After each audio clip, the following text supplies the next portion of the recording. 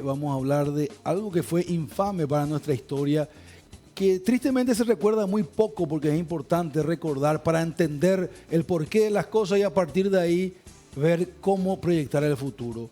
Un día como hoy, pero en 1865 se firmaba de manera secreta y clandestina el Tratado Secreto de la Triple Alianza.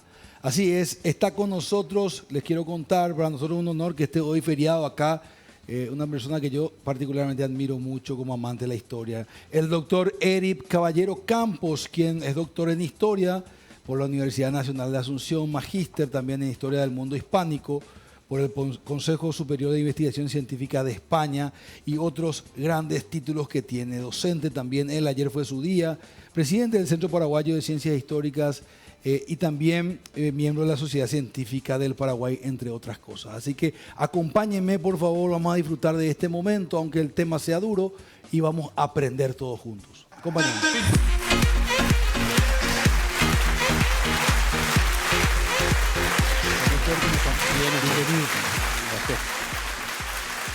Gracias por estar con nosotros. Traje mi copiatín hoy para hablar de este tema. ¿Cómo está, doctor? Primero que nada, Bien. feliz Día del Trabajador. Gracias, igualmente. Igualmente para usted y para toda la audiencia. Gracias, doctor. ¿Qué sucedía el 1 de mayo de 1865? En la ciudad de Buenos Aires, en la casa del presidente Bartolomé Mitre, se reúnen los representantes del Imperio del Brasil, Francisco Otaviano, un avesado diplomático y poeta brasileño, Carlos de Castro, el canciller uruguayo, y el canciller argentino Rufino de Elizalde, que comienzan a negociar, obviamente días previos, y terminan esa negociación en muy altas horas de la noche, y suscriben el tratado de Triple Alianza teóricamente contra el gobierno del Paraguay, no contra el pueblo. Esa es una de las frases que siempre se suele repetir mucho, que el argumento era que era contra el gobierno. Eso era muy usual en aquella época en la diplomacia, en ese momento. Y ese tratado se mantuvo secreto durante mucho tiempo, estamos hablando de mayo del 65, y recién se conoce a fines del 67, se llega a tener noticias acá, porque llega a través de todavía el servicio diplomático que teníamos a través de Cándido Vareiro en París, porque el Congreso británico es el que publica, ¿verdad? Esta información, hace público el tratado, y eso se consiguió a través de que el emisario británico consiguió una copia bajo la mesa del canciller uruguayo, ¿verdad? Claro. Claramente. A ver, a partir de ahí, doctor, ¿en qué situación estábamos el 1 de mayo en términos bélicos? Los primeros movimientos, en el 65, los primeros días de ese año, fue lo de Paysandú. No, lo que pasa es que fue? Paysandú fue en el 64. ¿Octubre más o menos? Sí, no, enero del 64. Enero del 64. Enero del 64. La guerra empieza, Brasil envía una flota y envía al enviado Saraiva a exigir una serie de demandas al gobierno uruguayo a mediados del 64. Okay. Paraguay se entera del ultimátum de Saraiva al gobierno del presidente Bernardo Berro, y Paraguay protesta en la nota del 30 de agosto de 1864, que es muy importante porque en muchos libros de historia en Brasil dicen que el Paraguay atacó sin declaración de guerra, pero en la nota del 30 de agosto de 1864 está muy claro que si Brasil invadía al Uruguay, Paraguay se iba a considerar agredido porque quería garantizar ese hecho de que el Uruguay no sea invadido por las tropas brasileñas. ¿Cuál era nuestro interés? Nuestro interés particular era que en ese momento, después de casi 10 años desde que nos reconoció la independencia de la Argentina, nosotros empezamos a aumentar nuestro comercio. Tuvimos problemas aduaneros con lo que nos exigían los aranceles a Buenos Aires, entonces nuestro puerto de salida era Montevideo. Entonces, para nosotros era fundamental tener Montevideo asegurado y aliado, ¿verdad? Entonces, el 12 de octubre del 64, las tropas imperiales cruzan la frontera uruguaya, invaden el Uruguay. La noticia que llega un mes después, ahí se arresta al marqués de Olinda, y entonces ahí empieza la movilización. O sea, esa primera etapa de la guerra es una guerra contra el Brasil, ¿verdad? Okay. Contra el Brasil. Entonces, Paraguay envía las tropas por barco y por tierra en diciembre, en noviembre 15 de diciembre salen las tropas de Asunción. hacen un paseo porque las únicas fortalezas, posiciones brasileñas cerca del Paraguay eran las que estaban en Mato Grosso do Sul, ¿verdad? São Paulo estaba a 1000 kilómetros atravesando ríos sin puentes y selva y sin ninguna población, ¿verdad? Era imposible que por ahí pueda haber ningún tipo de ataque ni por un lado ni por otro, ¿verdad? Entonces, la lógica de Solano López era, si yo elimino lo más rápido posible a las posiciones brasileñas más cercanas a Paraguay, Brasil va a querer negociar y va a tener alguna cuestión. Y en enero se le pide permiso al gobierno argentino para atravesar las misiones y mandar la tropa que tenía que llegar a apoyar al gobierno uruguayo. Argentina rechaza, Rufino Elizalde comunica que se rechaza, eso se comunica a comienzos de febrero del 65, y ahí se convoca un Congreso General Extraordinario que se reúne desde el 4 de marzo hasta el 18-19 de marzo, que es el Congreso que le asciende a Solano López como mariscal. Se ordena que se gestione un préstamo de 2 millones de libras, que obviamente ya no estaba en condiciones de gestionarse. Mandar construir 3 monitores de barcos, ya era muy tarde en ese momento. Y se toman otra serie de medidas, aumentar el número de oficiales, hacer la movilización general y declarar la guerra a la República Argentina. Esa declaración de guerra se comunicó, pero Mitre muy hábilmente oculta la declaración de guerra, espera que finalmente Paraguay que actúa el 13 de abril cuando invade la ciudad de Corrientes. Pero aquí hay que tener en cuenta muy particularmente las relaciones que existían entre Paraguay y las provincias argentinas. Paraguay no nombra un jefe de operaciones o sea, un jefe de ocupación. Se logra pactar con algunos sectores políticos correntinos y se forma una junta de gobierno pro-paraguaya, para lo cual el canciller José Verges fue el hombre clave que fue ahí a negociar con Corrientes. Entonces, en ese contexto es que se produce esta reunión entre los representantes de Brasil, Argentina y Uruguay a fines de ese mes de abril, y obviamente ahí es donde hizo esa famosa proclama Mitre: en 3 días en los cuarteles, en 15 días en campaña y en 3 meses en Asunción, ¿verdad?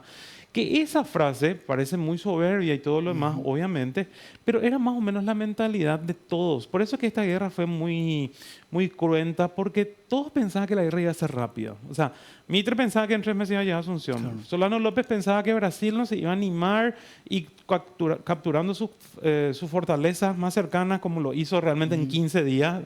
Exitosamente. Exitosamente, salvo el accidente ese que estalló el polvorín y murió uno de nuestros mejores marinos, el teniente Herreros, ¿verdad? Y después Brasil sí que pensaba que una vez que bloquease el río Paraguay, Paraguay se rendiría, ¿verdad? Claro. Entonces, todos pasaban por esa hipótesis de que la guerra iba a ser pronta. Entonces, este tratado de la Triple Alianza es bastante leonino, porque por un lado dice que va a respetar la soberanía de la República del Paraguay una vez que termine la guerra. Pero el artículo siguiente, tiene 19 artículos del tratado, dice que no van a permitir que ninguna reglamentación de aranceles ni nada que impida el comercio de los aliados pueda imponer el nuevo gobierno paraguayo. O sea, por un lado dice que sí va a garantizar la independencia, pero por otro lado le pone condicionamientos de qué es lo que va a hacer. Claro. Hay otros aspectos que, por ejemplo, que la guerra era contra Solano López, que no iban a deponer las armas hasta lograr que él sea apresado o derrocado y que se forme un nuevo gobierno en la República del Paraguay. Nombraban como comandante de las fuerzas de tierra al general Mitre y como comandante de las fuerzas navales al vizconde de Tamandaré, ¿verdad? Okay. Entonces, ese tratado... ¿Y las deudas? Y las deudas se tenía que formar una convención particular para que el Paraguay pague, así es. El Paraguay pague la deuda. La deuda finalmente no se paga. Paraguay estaba destruido. Paraguay no estaba en condiciones. Nosotros lo que tuvimos y heredamos fue la deuda de los préstamos que hicimos después de la guerra de la banca londinense, ¿verdad? Pero Paraguay finalmente no pagó un solo peso partido por la mitad, ni de la deuda argentina, ni de la deuda brasileña. De hecho, ambos países en esa disputa por ejercer influencia en Paraguay en la década del 40, Getúlio Vargas hace una visita de Estado aquí y condona después la deuda de Paraguay con Brasil, y al poco tiempo lo hace también Argentina, ¿verdad? O sea, primero lo hizo Uruguay.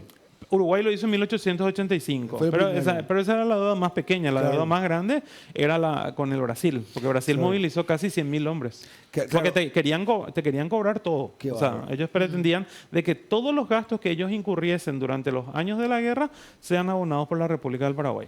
Así decía en el tratado. A ver un poco, doctor, quiero entrar un poco más en la parte opinativa. quiero conocer su opinión después de años de estudio y de debate, estoy seguro, ¿verdad? En mesas, en clases. Este tratado, ¿qué buscaba realmente? Hay una versión, y quiero escuchar su opinión, del 14 de diciembre de 1857, de una firma de cosas parecidas. ¿Usted cree que esto estaba previamente pactado? Después de tanto estudio, ¿cuál es su análisis? Es muy diferente las circunstancias del 57 con las del 64. En el 57 la Argentina estaba dividida. Estaba dividida, eso a veces, pocas veces se tiene en cuenta. Por un lado está el Estado de Buenos Aires, que se sesionó de la Confederación Argentina. Argentina tenía dos capitales, dos gobiernos. El gobierno del Estado de Buenos Aires y el gobierno de la Confederación Argentina, que estaba en el estado en Paraná, ¿verdad? Entonces, Paraguay en ese vaivén y en esa política pendular que le caracterizaba a Carlos Antonio López no quería tomar partido porque Buenos Aires era nuestro principal mercado, pero nuestros aliados políticos eran los de la Confederación Argentina. Entonces estaba ahí en una disputa. Y Brasil, en esos años, hay que recordar que nos mandó una flota con el almirante Ferreira Oliveira en 1855 para tratar de la negociación de la libre navegación del río Paraguay. ¿Por qué para Brasil era tan importante la navegación del río Paraguay? Porque ellos descubrieron grandes minas, tanto de metales preciosos como de piedras preciosas en Mato Grosso. Un viaje por tierra de Mato Grosso a Río de Janeiro, que era entonces la capital brasileña, podía tardar 6 meses. 6 meses. En cambio, bajando por un barco a través del río Paraguay, remontando el Atlántico, llegaba en menos de un mes, ¿verdad? Claro. Aproximadamente un mes, dependiendo de las condiciones. Logística pura era. Logística pura. Entonces, para ellos era fundamental porque para el proyecto que ellos concebían, por eso Pedro II se puede cuestionar mucho, pero era un tipo muy, muy frío, era muy, muy planificador, era un hombre que buscaba la grandeza del Brasil y eso insistía mucho él. Entonces, para él era fundamental el tema del río Paraguay. Carlos Antonio López, dentro de su política, él pensaba, yo no puedo dejar que estos pasen, que metan todos los cañoneros que quieran, porque el día de mañana me van a venir desde arriba y yo no tengo cómo defenderme. Porque Paraguay había puesto como defensa la fortaleza de Humaitá, que de hecho, justamente, volviendo al tema del tratado, un anexo al tratado era que la fortaleza de Humaitá tenía que ser destruida. Eso, por ejemplo, a veces se olvida. ¿Por qué? Porque la fortaleza de Humaitá es lo que le permitía al Paraguay tener la llave. Por eso aguantamos tanto tiempo. Aparte de la resistencia, la resiliencia del soldado paraguayo, fue la estratégica fortaleza de Humaitá. Porque ahí, si usted ve en un mapa o la audiencia mira, el río hace casi una U perfecta, ¿verdad? Entonces, eso se artilló totalmente, entonces no había un barco que pudiese salir indemne, o sea, sin ser hundido al tratar de pasar por esa fortaleza. Las baterías famosas, ¿verdad? Entonces, eso era, y esa fue la clave también para resistir mucho tiempo, porque los marinos brasileños no se animaban, ¿verdad? Doctor, quiero su conclusión respecto a este tratado que significó sin duda el hito principal en la historia paraguaya, porque destruyeron nuestra producción, destruyeron la fábrica de Ubicuí y otras fuentes de producción que teníamos. ¿Por qué se ensañaron tanto con el Paraguay? ¿Qué amenazaba nuestra forma de vida? Eso es cierto. Bueno, hoy en día la mayor parte de los trabajos que se están haciendo, tanto de historiadores brasileños, argentinos, una cuestión más académica que una cuestión más sentimental, lo que se llega a la conclusión era que eran los intereses económicos, ¿verdad? De hecho, eso se nota después con las inversiones que se hacen. Yo no creo que sea tanto unas visiones muy diferentes si bien el Paraguay tenía un mercantilismo de Estado, porque el Estado tenía monopolio de ciertos rubros del comercio exterior, tampoco éramos un peligro. O sea, hoy esa idea de que el Paraguay tenía 1 millón de habitantes está más que descartada. O sea, éramos poco más de 500.000 habitantes. La fundición de hierro de La Rosada era una pequeña fundición que era solamente para autoabastecer las necesidades locales y tampoco era que tenía una producción que, como en algún momento alguien dijo, que podía peligrar a la poderosa industria británica que controlaba en ese momento todo el mundo, ¿verdad? Entonces, eso no. Yo creo que eran los intereses económicos. Yo siempre recuerdo en mis clases, en 1861, el gobernador del Río Grande del Sur va al Parlamento, eso está en las crónicas parlamentarias del Parlamento brasileño, va a pedir la guerra al Paraguay. Y uno diría, ¿por qué el gobernador de Río Grande del Sur quiere la guerra al Paraguay? Por el mercado de la yerba mate. Y una vez, recuerdo cuando conté eso en una clase, un alumno me dijo, no, por la yerba mate no puede ser. No, es que la yerba mate era un gran negocio en ese momento que estaba vinculado al negocio ganadero, porque la hierba se embolsaba en cueros. Entonces, vos vendés menos hierba, vendés menos vacas, ¿verdad? Entonces, eran dos negocios que estaban muy atados, ¿verdad? Entonces, por eso, y hasta hoy en día, Río Grande del Sur sigue siendo una zona ganadera muy poderosa de Brasil. Yo te dije que era la última, doctor, pero tengo una última. Don Carlos se le pinta por lo menos la historia más popular como el que decía que la pluma sobre la espada, ¿verdad? No sé si era tanto así porque él fue el que armó el Paraguay de una manera fuerte realmente. Su hijo estuvo prácticamente 3 años antes de la guerra nada más como gobierno. Entonces, ¿esa guerra se avecinaba? ¿Usted cree que ellos sabían que en algún momento era inevitable esa guerra? Bueno, de hecho, Francisco Solano López comienza a organizar, a comienzo del 64, comienza a organizar el campamento de Cerro León. El campamento de Cerro León llegó a tener miles y miles de ciudadanos para instrucción militar, ¿verdad? O sea, obviamente que alguna información tenía, ¿verdad? De que la situación iba a ir escalando la violencia, pero ellos pensaban, obviamente, con el Imperio del Brasil, ¿verdad? No pensaban que Argentina, porque ahí también olvidé algo. Ellos tenían contacto con Urquiza, que era otro de los grandes líderes políticos argentinos, y Urquiza le garantizaba que la Argentina se iba a mantener neutral. La primera gran traición. Sí, entonces ahí pues está también, ahí uno puede de repente entender por qué tomó ciertas decisiones, ¿verdad? Porque claro, él tenía supuestamente la información de su compadre, que en esa época para esa gente era supuestamente muy importante, entonces él creía que se iba a cumplir eso, de que Argentina no se iba a meter y que su problema iba a ser solamente con el Brasil. Entonces, eso en primer lugar. Una cuestión que sí yo cuestiono, o sea, no es que cuestiono, pero que da un poco la visión de lo que era el gobierno de Carlos Antonio López. Paraguay había mandado a su agente comercial en Londres, la Blyth Company, para que le manden a hacer el barco un monitor de acero, ¿verdad? Nosotros, nuestro único barco de guerra era de madera, el Tacuarí. Entonces, el problema es que eran demasiado quisquillosos, ya creo que exageradamente. Entonces, el plano venía de Londres, que en todo lo que tardaba, ponían observaciones, le pedían otra vez, entonces iba y venía. Entonces, ese tema de la construcción del monitor, que hubiese cambiado un poco más y hubiesen permitido tener un mejor armamento, tardó más de 2 años y medio entre idas y vueltas y finalmente no se mandó a hacer, ¿verdad? Y no tuvimos, y eso notamos nosotros la superioridad, eso en la batalla de Riachuelo, que se recuerda el 11 de junio, va a ser 160 años también. Entonces, eso nos indica cómo ellos querían controlar todo, ¿verdad? Que no estaba mal, pero en algunos casos pues, uno tenía que ir dejando que en este caso los técnicos sean los que tomen las decisiones, ¿verdad? Claramente. Doctor, mi respeto, gracias por estar acá con nosotros. Gracias a ustedes, gracias por recordar, porque ahí hay un problema. En los membretes oficiales del Estado dice sesquicentenario de la Guerra Guazú, ¿verdad? Y ya estamos en los 160 años, ¿verdad? Entonces, agradezco que ustedes tengan esta oportunidad y que conmemoremos como corresponde. Creo que es muy importante entender este conflicto porque muchas veces creemos que todos los orígenes de nuestros males actuales están en este conflicto.